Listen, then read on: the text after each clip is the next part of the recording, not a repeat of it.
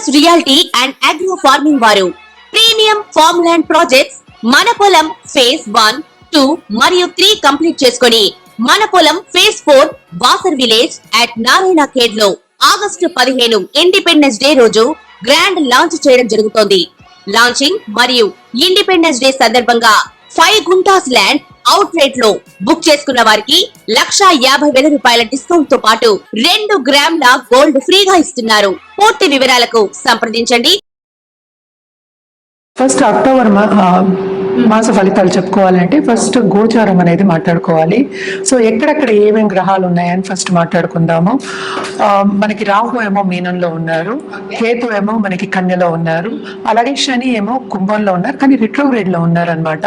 అలాగే మనకి గురువు ఏమో వృషభంలో ఉన్నారు, ఆయన కూడా రిట్రోగ్రేడ్ ఈ నెల 9వ తారీఖు అవుతోంది. అలాగే ప్రస్తుతం మార్స్ అంటే కుజుడేమో మనకి మిథునంలో ఉన్నారు, ఆయనేమో 20th అక్టోబర్కి ఏమో మనకి కిందకి దిగుతున్నారు, అంటే నీచ స్థితికి వస్తున్నారు. మనం ఆల్రెడీ కుజ స్తంభన గురించి మాట్లాడున్నాం అనమాట. సో ఇంకోటి ఏంటంటే మనకి sun most important planet and also ఏంటంటే మోస్ట్ షైనింగ్ ప్లానెట్ అంటూ ఉంటాం కదా, మనకి పవర్ ఇచ్చే ప్లానెట్ అని చెప్తాము. ఆయన కూడా ఏంటంటే ప్రస్తుతం మనకి కన్యలో ఉన్నారు, ఆయనేమో తులాకి 17th అక్టోబర్కి వెళ్తున్నారు అనమాట. అలాగే బుధుడు ఎక్సాల్టేషన్ లో ఉన్నారు, ఎక్కడ కన్యలో ఉన్నారనమాట. కేతుతో పాటు ఉన్నారు, కేతు సన్ బుధ మనకి కన్యలో ఉన్నారు స్టార్టింగ్ ఆఫ్ దిస్ మంత్. బుధుడు కూడా ఏంటంటే 10th అక్టోబర్కి మనకి తులాకు వస్తున్నారు. అలాగే తులలో ఏంటంటే మనకి శుక్రాచార్య ఉన్నారు, శుక్రుడు ఉన్నారనమాట. ఆయన ఏంటంటే 13 అక్టోబర్ వృశ్చికానికి వెళ్తున్నారనమాట. ఇవి గ్రహస్థితులు. సో ఇప్పుడు మన ద్వాదశ రాశులకి ఎలా ఉన్నాయో మనం మాట్లాడుకుందాం.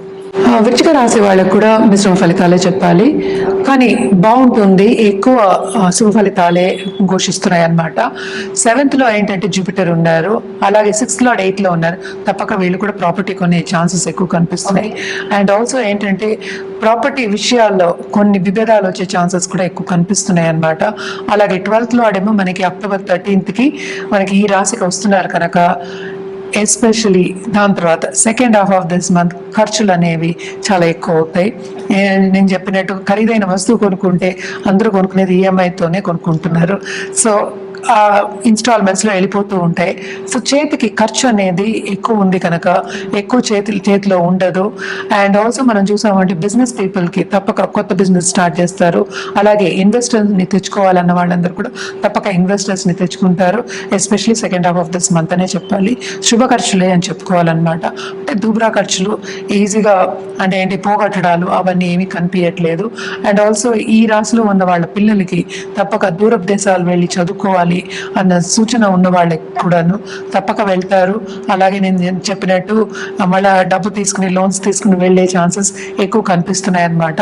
అండ్ ఆల్సో మనం చూసాము అంటే 4th లో మనకి శని ఏమో రిట్రోగ్రేడ్ పొజిషన్ లో ఉన్నారనమాట, కుంభశని. సో ఆయన తప్పక శ్రమ పడతారు, కంఫర్ట్ లెవెల్ కొంచెం తగ్గుతుంది. అలాగే ఏంటంటే వాళ్ళ ఇంట్లో ఉన్న పెద్దవాళ్ళ హెల్త్ ఒకళ్ళకి సెన్సిటివ్ అవుతుంది అనమాట. సో ఈ ఖర్చులు కూడా ఏంటంటే మనం మెడికల్గా కొంచెం ఖర్చు పెట్టవలసిన సూచన అనేది ఉందన్నమాట అక్టోబర్లో. అలాగే వీళ్ళు ఏంటంటే రిలీజియస్ కార్యక్రమాల్లో తప్పక పాల్గొంటారు, ధార్మిక కార్యక్రమాల్లో. అలాగే దాని మీద ఖర్చు పెట్టడం కానీ, అలాగే ఒక గురువు కింద వెళ్ళి డిసైపుల్ కింద వెళ్ళడం కానీ చాలా సూచనలు కనిపిస్తున్నాయి అన్నమాట. ఎందుకంటే మనకి చూసామంటే మనకి 11th లో కూడా కేతు ఉన్నారు. తప్పక లాభంలో ఏంటంటే స్పిరిచువల్గా వెళ్ళినప్పుడు తప్పక లాభాలు ఎక్కువ ఉంటాయి, అంటే స్పిరిచువల్ గ్రోత్ అనేది ఎక్కువ ఉందన్నమాట. అలాగే మనం చూసామంటే ఈ రాశికి అధిపతి especially almost end of this month ఏమో నీచ పడుతున్నాడు అనమాట. నీచ పడినప్పటికీ ఈ రాశి వాళ్ళకి ఈ నెల అంతా మిశ్రమ ఫలితాలు అనేవి చెప్పుకోవాలి. And starting of this month నేను చెప్పినట్టు ప్రాపర్టీ దగ్గర కొంచెం జాగ్రత్తగా ఉండాలి, ప్రాపర్టీ ఇష్యూస్ దగ్గర కొంచెం జాగ్రత్తగా ఉండాలి. అలాగే మనం చూసాము అంటే 2nd and 5th lord Jupiter అంటే గురు మోస్ట్ ఇంపార్టెంట్ ప్లానెట్, ఆయన కూడా ఈ నెల రిట్రోగ్రేడ్ అవుతున్నారు. సో కొన్ని ఏంటంటే పనుల దగ్గర మనకి స్తంభించిపోతాం, అంటే ఆగిపోయే ఛాన్సెస్ ఉన్నాయన్నమాట. అలాగే ఉద్యోగం పోయాయి, లేకపోతే ఉద్యోగం మార్పిడి అయ్యే వాళ్ళందరికీ అంటే ఇప్పుడు మధ్యలో ఉన్నారు అనుకుందాం, అంటే ఉద్యోగం వేరే డిపార్ట్మెంట్కి వెళ్ళాలో లేకపోతే ఈ కంపెనీ నుంచి ఇంకో కంపెనీకి వెళ్ళాలి అనుకున్న వాళ్ళందరికీ అంత మంచి సూచనలు కనిపించట్లేదు. తప్పక వెళ్ళే ఛాన్సెస్ అనేవి కనిపిస్తున్నాయి. ఉద్యోగ అవకాశాలన్నీ బాగున్నాయి, ఆపర్చునిటీస్, కానీ వాళ్ళు అనుకున్నంత రాదనమాట. ఎందుకంటే శ్రమ అనేది చాలా చాలా అధికం కనిపిస్తోంది. ఈ నెలంతా కొంచెం జాగ్రత్త పడవలసిన సూచన. ఎందుకంటే 12th లార్డ్ కూడానే ఉంటారు, కొంచెం ఖర్చు అనేది చాలా ఎక్కువ కనిపిస్తోంది. అలాగే దాంపత్య జీవితం అని మనం చూసాము అంటే దాంపత్య జీవితంలో తప్పక అనుకూల పరిస్థితి అనేది మనం చూస్తున్నాము. అలాగే కొత్తగా పెళ్లి కావాలి అనుకున్న వాళ్ళందరికీ ఇది మంచి తరుణం. తప్పక మంచి పార్ట్నర్ వచ్చే ఛాన్సెస్ ఉన్నాయి. అలాగే లవ్ రిలేషన్షిప్లో ఉన్న వాళ్ళకి కూడా ఇది మంచి తరుణమే, బాగుంటుంది. అనుకూల పరిస్థితి నెలకొంటుంది. ఒకరికొకళ్ళు ఏంటంటే మిస్అండర్స్టాండింగ్ లేకుండాను అగ్రిమెంట్కి వచ్చే ఛాన్సెస్ ఎక్కువ ఉన్నాయి. అనుకూల పరిస్థితి నెలకొంటుంది. అలాగే చదువు విషయానికి వస్తే కనుక తప్పక నేను ఇందాక అన్నట్టు బాగా చదువుకునే ఛాన్సెస్ కనిపిస్తున్నాయి అన్నమాట. అండ్ ఆల్సో దూరపు దేశాలు వెళ్ళే ఛాన్సెస్ ఎక్కువ కనిపిస్తున్నాయి. ఎస్పెషల్లీ స్టూడెంట్స్కి వాళ్ళు ఎంత శ్రమ పడితే అంత ఫలితం అనేది వాళ్ళకి దక్కుతుంది. అలాగే మనం చూసామంటే రెమెడియల్ మెషర్స్ చేయాలి అన్న వాళ్ళకి తప్పక వీళ్ళు కుజ జపం చేయడం కానీ, అలాగే మంగళవారం శక్తికి పూజ చేయడం, ఎస్పెషల్లీ ఏంటంటే శివుడు శక్తి అలాగే ఫ్యామిలీ పెట్టుకుని ఫోటో పెట్టుకుని పూజ చేయడం అనేది ఎక్స్ట్రీమ్లీ ఇంపార్టెంట్ అనమాట. ఎందుకంటే అన్నీ కావాలి, అన్ని బ్లెస్సింగ్స్ మనకి కావాలి కనుక, ఎస్పెషల్లీ హెల్త్ బాగుండాలి, అలాగే ఏంటంటే ఫిజికల్ హెల్త్ బాగుండాలి, అలాగే మనకి ఏంటి ఫైనాన్షియల్గా స్ట్రాంగ్ అవ్వాలి అంటే ఇవన్నీ చేసుకుంటే, పరిహారాలు చేసుకుంటే చాలా మంచిది. మనం కలర్స్ విషయానికి వస్తే కనుక తప్పక వీళ్ళు yellow colour and also yellow gold వాడడం, ఎస్పెషలీ ఆన్ ట్యూస్డేస్ వాడడం మంచిదన్నమాట. మనం ఏంటంటే జనరల్గా పరిహారాలు చేయాలి అంటే అన్ని రాసుల వారికి మనకి నవరాత్రులు కూడా వస్తున్నాయి ఇప్పుడు. సో మనం జనరల్గా ఏంటంటే శక్తికి పూజ చేయడం అనేది చాలా మంచిది. అలాగే ఏంటంటే ధర్మక్షేత్రాలు సందర్శించడం ఈ టైంలో చాలా చాలా మంచిదన్నమాట.